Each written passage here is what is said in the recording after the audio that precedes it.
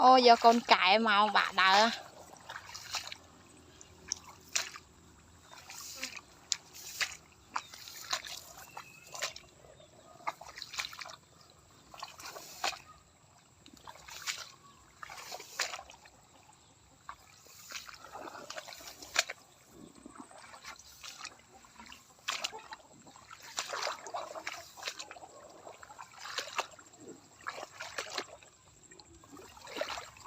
Mình trai chọp đã, trai chọp pin nè, hơi nè sò sò, bay, thơm á, hai ta ôn á, trai đánh chọp ấy,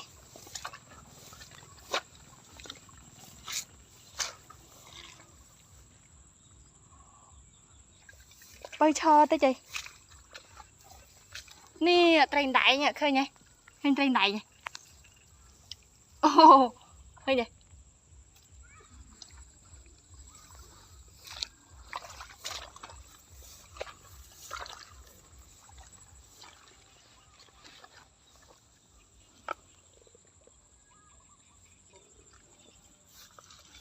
Mở hàng này mình chụp đây. Nè. Tao mọt được hàng lên bác ơi.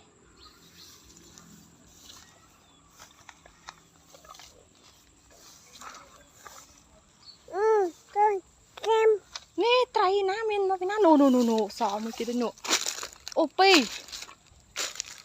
Pi nụ hàng nó bay bùn. Chứ đó nắp á.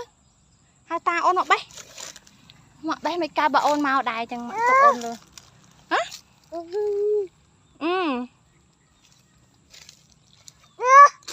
Ina.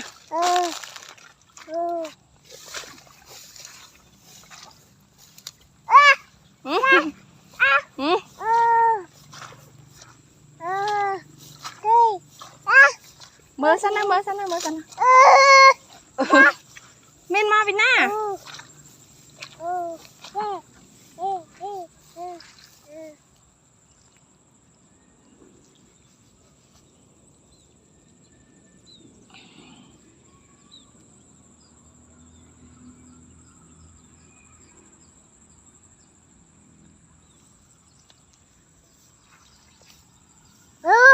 Nè. Cái tròn mến, bữa anh thấy cái tròn mến. Bà. Cái tròn đấy ạ. Nè cái tròn ạ. Đây này.